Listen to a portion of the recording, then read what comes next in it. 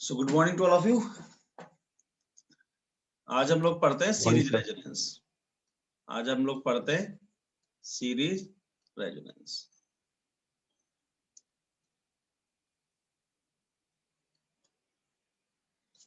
ठीक है, तो डेफिनेशन लिख लेते हैं पहले। It is defined as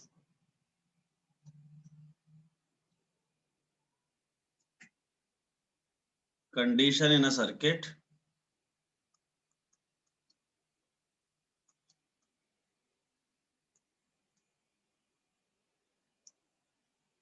which contain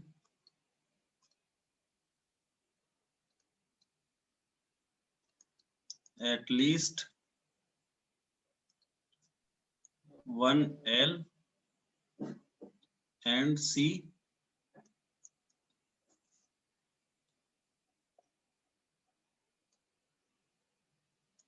when supply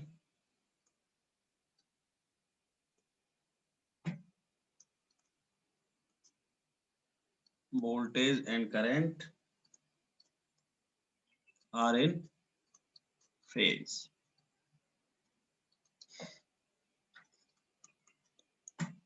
ऐसे भी लग सकते हो, condition where power factor is unity।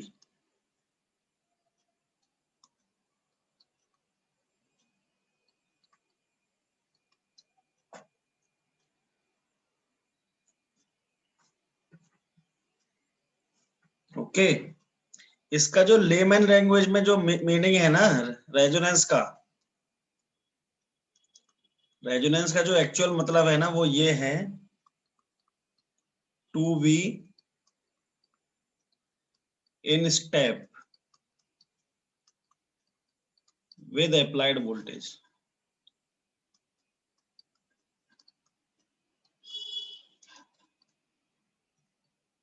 ठीक है, इसका मतलब क्या है कि नेचर कैसा है सर्किट का इस समय,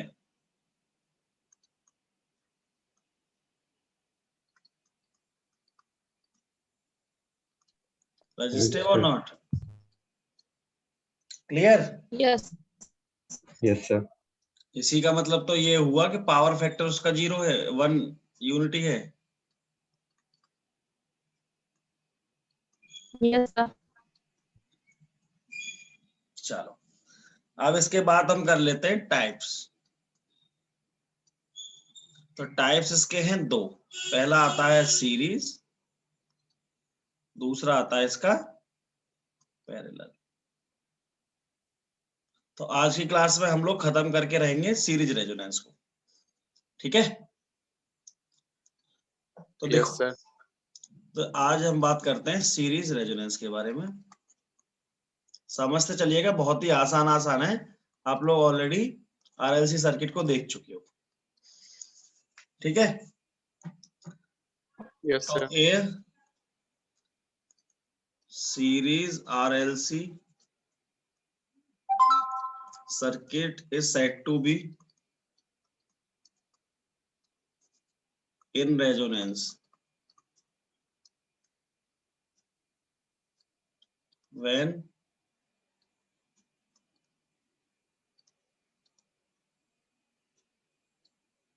power factor of circuit is unity। ठीक है, तो एक यहाँ पे हम बना लेते हैं। ये हमारा R था, ये हमारा L था, ये हमारा C था।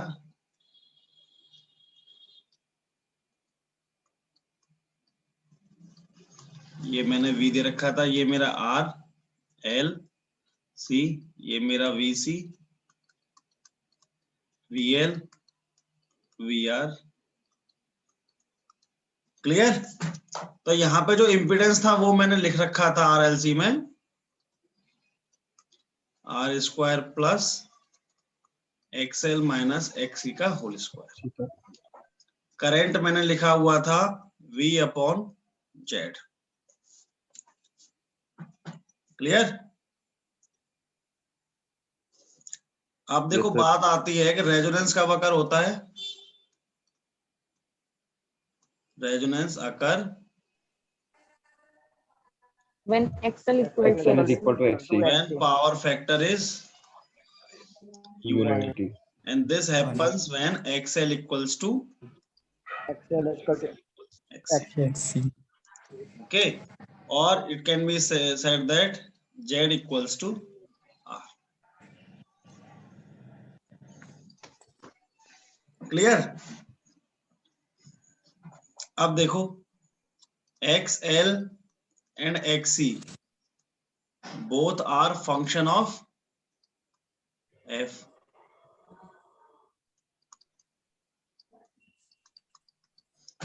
XL क्या होता है आपका ओमेगा L और 2 पाई FL. तो XL is directly proportional to frequency.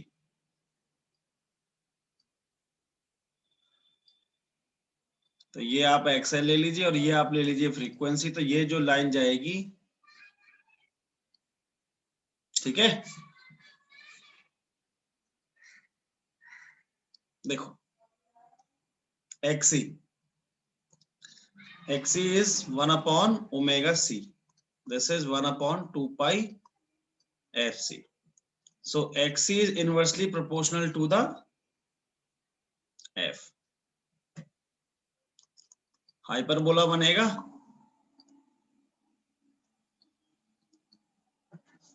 yes or no? Response please. Yes, sir. Yes, sir. देखो एक आता है इसमें term,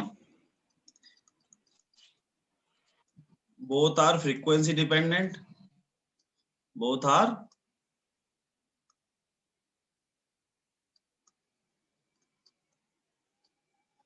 frequency dependent. So the frequency at which both are equal to each other called resonant frequency.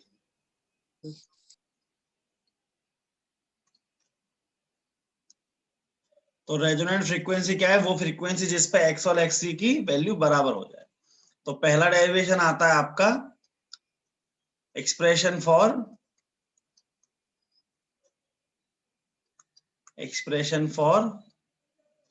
Resonance frequency, resonant frequency.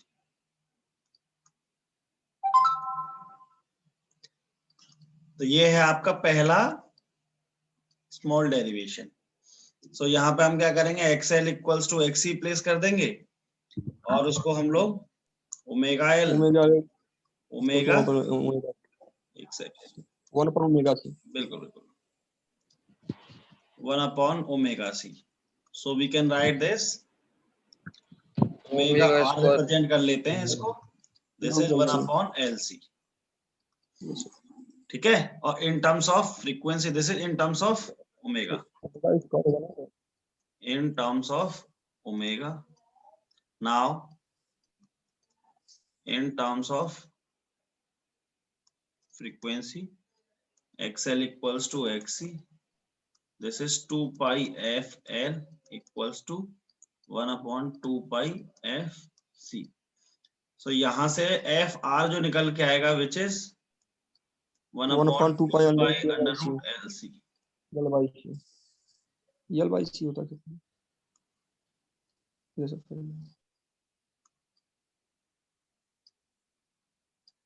ठीक है, ये radian पर second में हो गया, ये हर्ट्ज में हो गया। तो आपको पहले भी दो फॉर्मूले ये याद रखने हैं, ठीक है ना। आपको अभी रेजोनेंट फ्रीक्वेंसी क्या होती है, जिसपे एक्सएल और एक्सी की वैल्यू इक्वल आ जाए, ठीक है। और वो किस फ्रीक्वेंसी पे आता है, तो अगर ओमेगा के टर्म्स में पूछा जा रहा है देन 1 अपॉन एलसी, और फ्रीक्वेंसी के टर्म्स में पूछा जा रहा है then 1 upon 2 pi under root LC. एक क्वेश्चन आ जाता है इसी चीज पे। Sir omega R is equal to omega square, omega sir root 1 upon root LC होगा ना सर, 1 upon root LC होगा सर। रूट नहीं लगाया क्या मैंने? रूट लगा तो रखा है। Yes, अच्छा sir. उसमें, No, sir. अच्छा अच्छा, ओके, नहीं लगा रखा बिल्कुल बिल्कुल बिल्कुल नहीं लगाया, ध्यान नहीं रहा। नहीं सर, साहब ओमेगा बिल्कुल, रिजल्टेंट लिख बिल्कुल। दिया ना सर, ओमेगा स्क्वायर, ओमेगा हाँ स्क्वायर हाँ, ओमेगा ध्यान नहीं रहा, ध्यान नहीं रहा। एक्चुअली जो न्यूमरेटर डिनोमिनेटर के बीच में जो लगाया मैंने, सोचा उसको लगा दिया मैंने। ओके ओके, कोई ना सर। अच्छा चलो, तो देखो कुछ पॉइंट्स हैं, पॉइंट्स, ठीक है। पॉइंट्स ये हैं कि मेरा रेजोनेंट फ्रीक्वेंसी होता है 1/2 पाई अंडर रूट LC, ठीक है। इस फ्रीक्वेंसी पे मेरा XL इक्वल्स टू XC होता है if XL equals to XC है, then Z equals to R, ठीक है। और I जो होता है वो हो जाएगा मैक्सिमम V/R, ठीक है। इसको बोल सकते हैं Z यहाँ पे कितना है, मिनिमम है। इंपीडेंस कितना है, मिनिमम है, दैट्स वाई करंट की वैल्यू क्या है, मैक्सिमम है। और पावर फैक्टर, पावर फैक्टर होता था मेरा, क्या होता था, R/Z, this is R/R, so this is unity.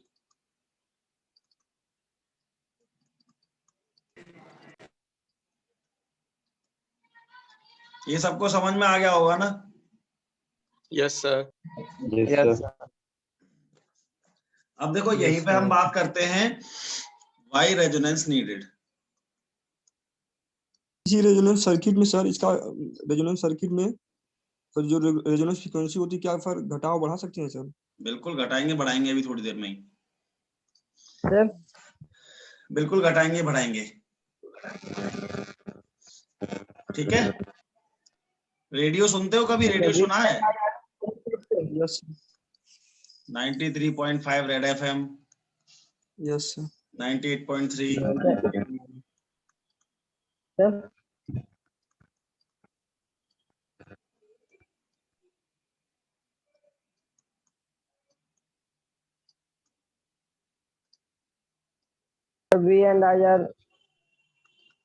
देखो अभी इन सब चीजों में क्या होता है, एक पर्टिकुलर फ्रीक्वेंसी पर ही इनको ऑपरेट कराने के लिए हमको करना पड़ता है।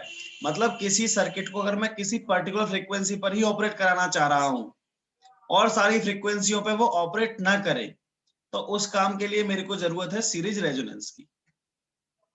क्लियर? जैसे Yes. जैसे मेरे को बोला कि भाई मेरे को 93.5 FM पे मेरा कोई शो आता है, तो उसको सिर्फ ये वाली वैल्यू एक्सेप्ट करनी है और ये वाली वैल्यू को कैंसिल कर देना है, ये वाली वैल्यूज को उसको कैंसिल कर देना है। तो मतलब क्या हुआ, एक ही फ्रीक्वेंसी पर ऑपरेट करेगा और जितनी सारी फ्रीक्वेंसीज होंगी उसको वो डिस्कार्ड कर देगा। क्लियर? तो क्या हम इसको अपने सर्किट्स में, इलेक्ट्रिकल सर्किट्स में यूज कर सकते हैं? सर यस सर क्यों नहीं सर, है तो सर यूज ही होगा। यूज ही होगा।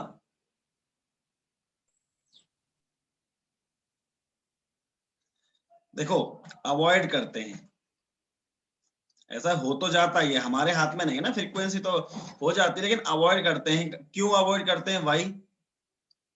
क्योंकि हमारे जो प्रोटेक्टिव सिस्टम है, इससे क्या होता है, एक चीज बताऊं आपको,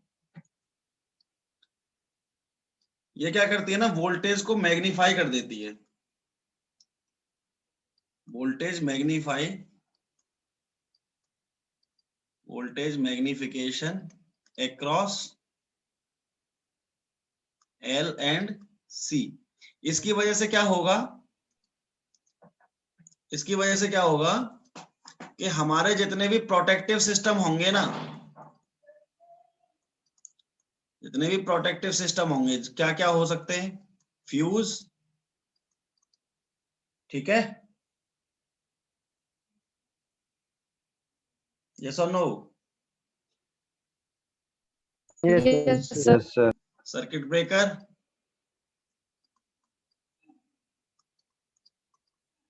इन सबको क्या करेगा वो, फॉल्सली ट्रिप कर देगा। सर एमसीबी भी होती है ना? बिल्कुल बिल्कुल, ऐसे बहुत सारे होते हैं, हम लोग यूनिट 5 में पढ़ेंगे। मतलब जितने भी मेरे प्रोटेक्टिव से देखो, मतलब मेरा काम, मेरा बोल्ट मैंने अपने जैसे प्रेस लगा रखी है, प्रेस में 5 एम्पियर का फ्यूज लगा रखा है। अगर यहाँ पे इससे ज्यादा आ गया तो वो क्या करेगा, फ्यूज ऑफ कर देगा, मतलब फ्यूज क्या हो जाएगा, बर्न हो जाएगा। ठीक है, लेकिन मैं तो चाह ही नहीं रहा था कि मेरा फ्यूज ये बर्न हो। ठीक है, तो अननेसेसरीली क्या करता है, वोल्टेज बिल्डअप हो जाता है और उसके हिसाब से वो वोल्टेज को मैग्नीफाई करके मेरे प्रोटेक्टिव सिस्टम को ऑपरेट करने पर मजबूर कर देता है। ठीक है, तो मैं क्या चाहूंगा कि ऐसा नहीं हो। क्लियर? तो इलेक्ट्रिकल सर्किट्स में जहां भी पावर सर्किट में बात करते हैं ना, मैं इसको अवॉइड करता हूं। देखो, पावर सर्किट्स, पावर सर्किट में मैं इसको अवॉइड करता हूं। क्लियर? अब देखो, सर इसके मतलब कुछ, वोल्टेज करता है और करंट को क्या जी? सर सीरीज रेजोनेंस जो होता है वो वोल्टेज को इंक्रीज कर देता है और वो करंट को डिक्रीज कर देता है। करंट को भी मैक्सिमम रखता है ना। देखो, थोड़ा अभी डेरिवेशन आएगा ना, तब मैं वहां पे इस चीज को और अच्छे से बता दूंगा आप लोगों को। ठीक है, अभी ये चीज पढ़ो। देखो, सीरीज रेजोनेंस के दो नाम और हैं। एक नाम है इसका, इट इज सीरीज रेजोनेंस को मैं बोलता हूं असेप्टर सर्किट। इसको मैं बोलता हूं acceptor circuit.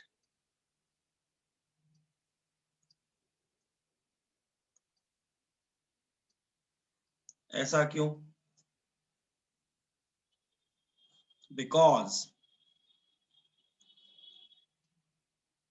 it accepts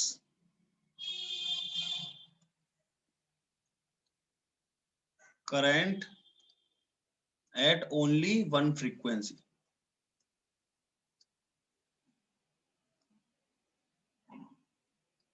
and rejects other frequency. अच्छा, वो वाली जो फ्रीक्वेंसी जिस पे एक्सेप्ट कर रहा है उसको मैं क्या बोल दूंगा यहाँ पे?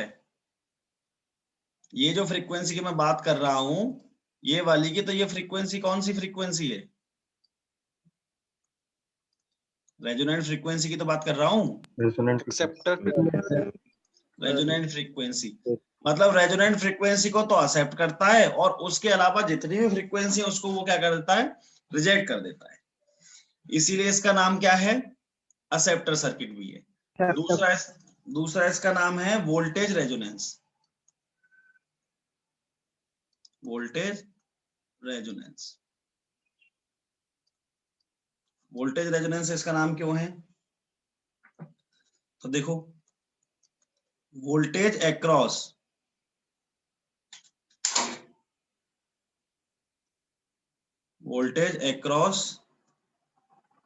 Inductor and capacitor are maximum.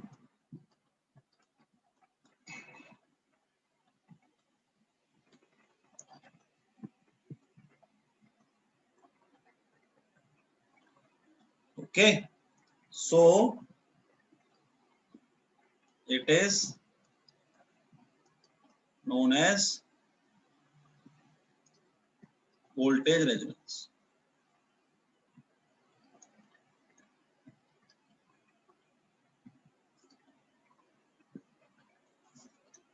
ठीक है, अभी देखो, अब थोड़ा सा यहां पर समझ में आया ना? नहीं सर। Yes sir. चलो देखो, अभी मैं ग्राफ से कुछ बताने की कोशिश करता हूं, फिर एक बार दोबारा से इस पे आते हैं।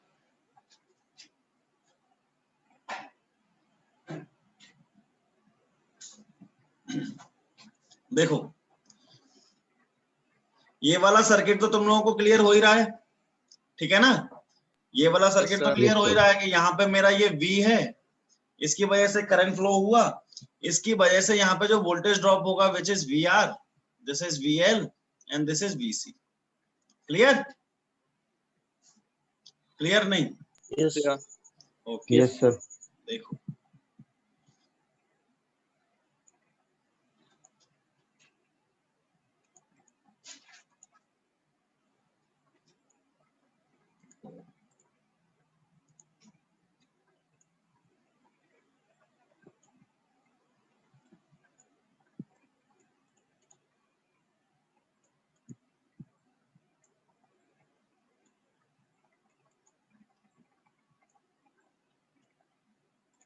देखो अभी सर्किट में देखो, ये वाला सर्किट दिख रहा है ना अभी। देखो मैंने Yes, यहाँ sir. पे Yes. कहा था तुमसे Yes, sir. कि एक्सेल जो था वो था मेरा 2 पाई एफ एल, और एक्सेल इज डायरेक्टली प्रोपोर्शनल था एफ के। ठीक है, तो देखो ये वाला जो जा रहा है, स्ट्रेट लाइन जो जा रही है ओरिजिन से पास होते हुए, ये किसको रिप्रेजेंट कर रही है? एक्सेल को। क्लियर? यस और नो बताते Yes, sir. चलना अभी Yes, सब sir. लोग ग्राफिकल में। Yes, sir. ओके, एक्सी की हमने बात की थी, तो एक्सी था मेरा 1/2 पाई एफ सी, और एक्सी था मेरा इनवर्सली प्रोपोर्शनल टू फ्रीक्वेंसी। तो देखो लो वैल्यू ऑफ फ्रीक्वेंसी पे क्या होगा? ये मैक्सिमम। जब मेरी फ्रीक्वेंसी लो होगी तो ये एक्सी मैक्सिमम है। क्लियर? और जैसे जैसे फ्रीक्वेंसी sir. मेरी बढ़ती जाएगी, वैसे वैसे फ्रीक्वेंसी कैपेसिटर एक्सी की वैल्यू क्या होती जाएगी? घटती जाएगी। डिक्रीज कम होती होगा। जाएगी, डिक्रीज होती जाएगी, जैसे डिक्रीज होती जाएगी। Yes, एक sir. पर्टिकुलर वैल्यू पे क्या करेगा?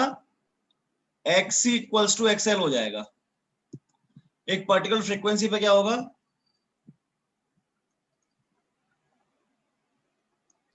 पर्टिकुलर फ्रीक्वेंसी पे एक्सएल इक्वल्स टू एक्सी हो जाएगा। ठीक है, ये इस पॉइंट पे हो गया एक्सएल इक्वल्स टू एक्सी, ये। हाँ सर। ठीक है, तो यहाँ पे ये एक्सएल इक्वल्स टू एक्सी है, और ये जिस फ्रीक्वेंसी पे हुआ है उसको हम बोलते हैं resonant frequency.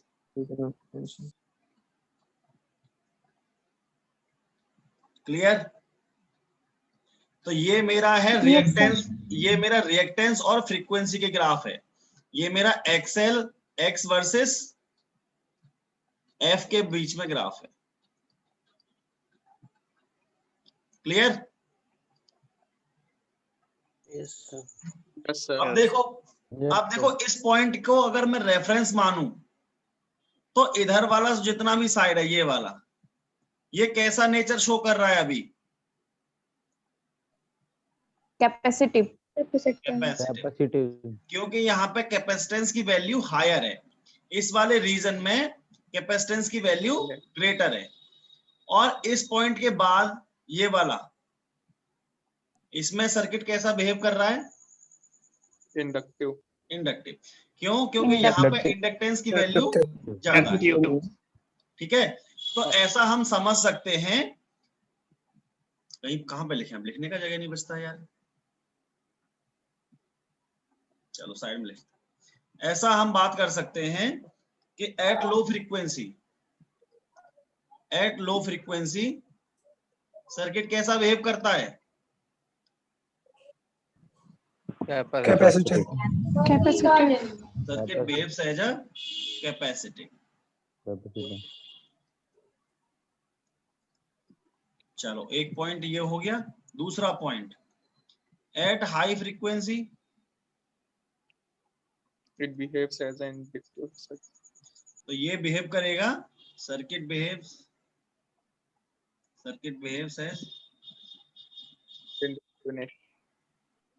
As inductive. Clear? ये वाला ग्राफ सबको क्लियर हो गया ना? Yes sir. ओके, देखो जब हमारी किसी पर्टिकुलर फ्रीक्वेंसी पे एक्सएल इक्वल्स टू एक्सआर हो गया है, तो जेड कितना होगा? R only, R. और आई होगा मेरा वी अपॉन आर। देखो अभी इस वाले ग्राफ में आ जाओ एक बार। ये मैंने क्या किया है? आई वर्सेस फ्रीक्वेंसी का ग्राफ है मेरा।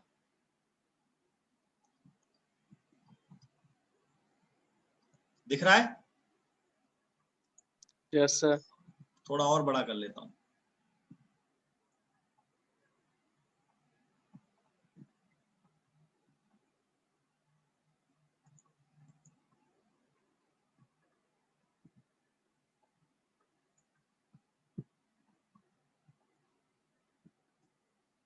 दिख रहा होगा ना, क्लियर दिख रहा होगा।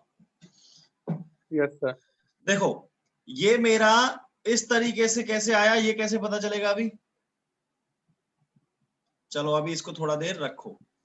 ये मान लो अभी थोड़ी देर के लिए कि ये ऐसा ग्राफ आया है मेरे पास, ये वाला।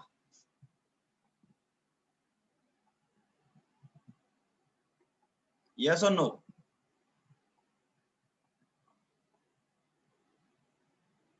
ठीक है, अभी के लिए मेरा ऐसा ग्राफ आया है, तो इसकी मैक्सिमम वैल्यू कितनी है? I max. ठीक है, इसका 70%, इस मैक्सिमम वैल्यू का 70% है मेरा ये वाली वैल्यू। कितना है? 70%, 70.7 है बेसिकली, लेकिन 70। ठीक है, ये फ्रीक्वेंसी। तो यहां पे जो मैं इसके इंटरसेक्शन को मैं अगर मैं प्लॉट करता हूं ना फ्रीक्वेंसी पे, तो ये है मेरी F1, और इस वाली फ्रीक्वेंसी को मैं जब ड्रॉ करता हूं तो ये है मेरी F2। और जहां पे ये मैक्सिमम वैल्यू शो करता है, ये किस पे मैक्सिमम वैल्यू शो करेगा? At resonant frequency. यस और नो? Resonant frequency sir. ये सबको समझ में आ रहा है ना? Yes, sir. Yes, sir. Okay, ये रेजोनेंट फ्रीक्वेंसी पे मैक्सिमम वैल्यू शो करेगा। उस मैक्सिमम वैल्यू को मैंने 70% पे इसके इंटरसेप्ट ले लिया यहाँ पे, और उनको मैंने फ्रीक्वेंसी पे ड्रॉ कर लिया। तो ये जो मेरा पार्ट बचा, this is called bandwidth. So you can write bandwidth equals to F2 minus F1। Clear? Yes, sir. Yes sir. इसी चीज को ये वाला जो मैंने लिखा है, इसी को मैं बोलता हूं 3dB फ्रीक्वेंसी। जो मैंने अभी फिगर कट कर दिया उसमें था ये। ठीक है, 3dB फ्रीक्वेंसी। देखो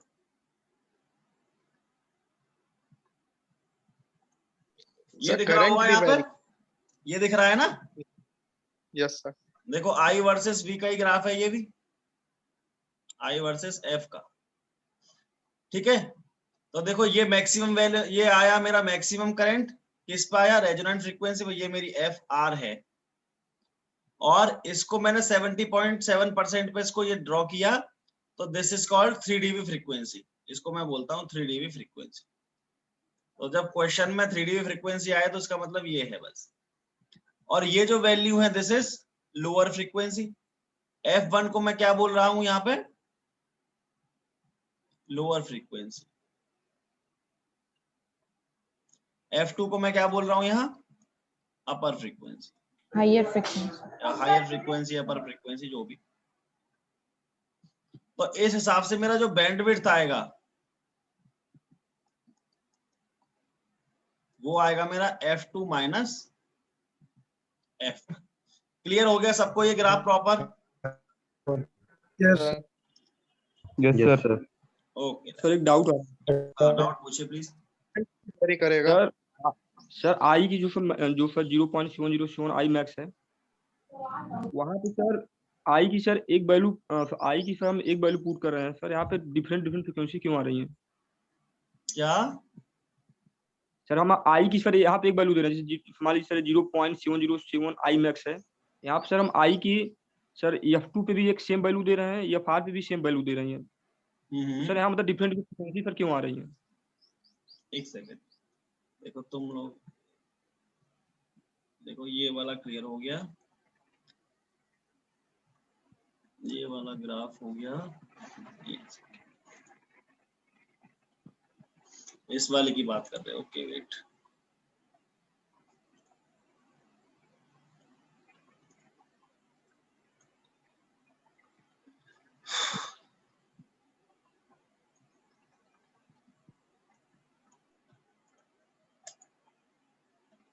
आज यार अरेंज नहीं हो पाया ना, थोड़ा सा तो अरेंज करना पड़ रहा है लाइफ में।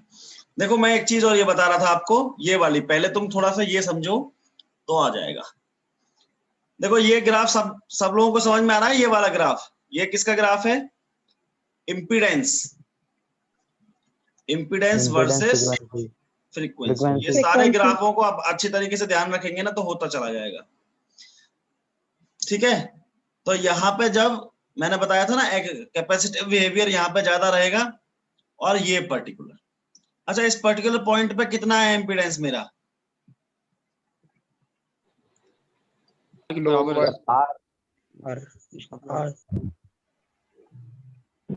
R होगा सर। कम होके फिर Yes, sir. फ्रीक्वेंसी बढ़ती चली जा रही है पूरे ग्राफ में। देखो ये है मेरा इम्पीडेंस के लिए, तो जो ये कहाँ आया, कहाँ से? ये यहाँ से।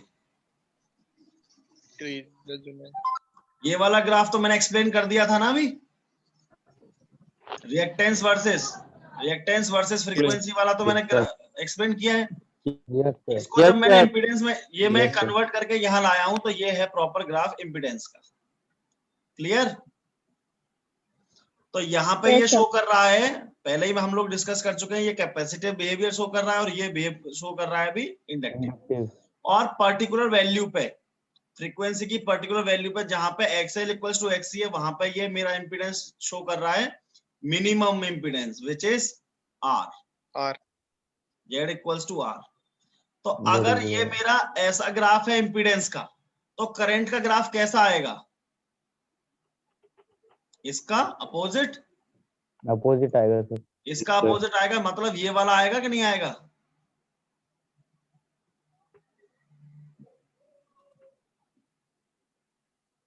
यस और नो? Yes sir. तो ये है मेरा फोर्थ वाला ग्राफ, I वर्सेस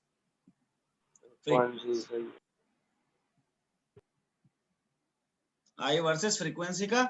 और इस पे हम लोग पढ़ चुके, ये हमारी रेजोनेंट फ्रीक्वेंसी पे हमारा I मैक्स निकलता है which is V upon R। R. और यहाँ पे ये कैसा है, कैपेसिटिव नेचर शो करता है, इसकी वजह से ये ZC आ गया। ये इंडक्टिव नेचर शो करता है, this is V upon ZL। Clear हो गया यहाँ तक? Yes sir. ठीक है, Yes, sir.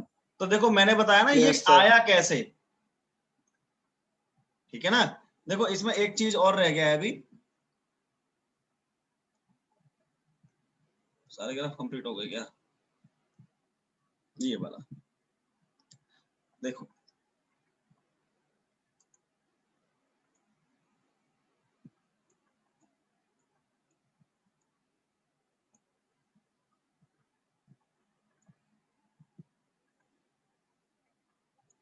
तो बेसिकली ये है आपका कंबाइंड। ठीक है, इसमें क्या है, करंट वर्सेस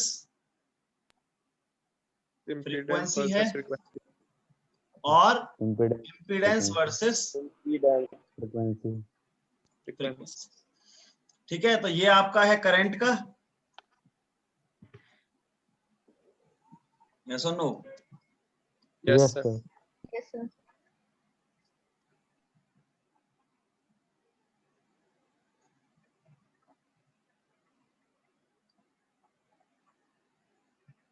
और ये दूसरा वाला है आपका,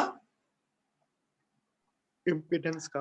हाँ, तो इस वाले पॉइंट पे क्या होगा, Z इक्वल्स टू R, और Z same equal point to पे R, यहाँ sir. पे होगा I equals to I max. ठीक है, देखो एक इफेक्ट रहता है इसमें R का, एक इफेक्ट रहता है इसमें R का, तो मैं एक बार देखता हूं उसको, एक सेकंड, ला नहीं पाए कहीं से।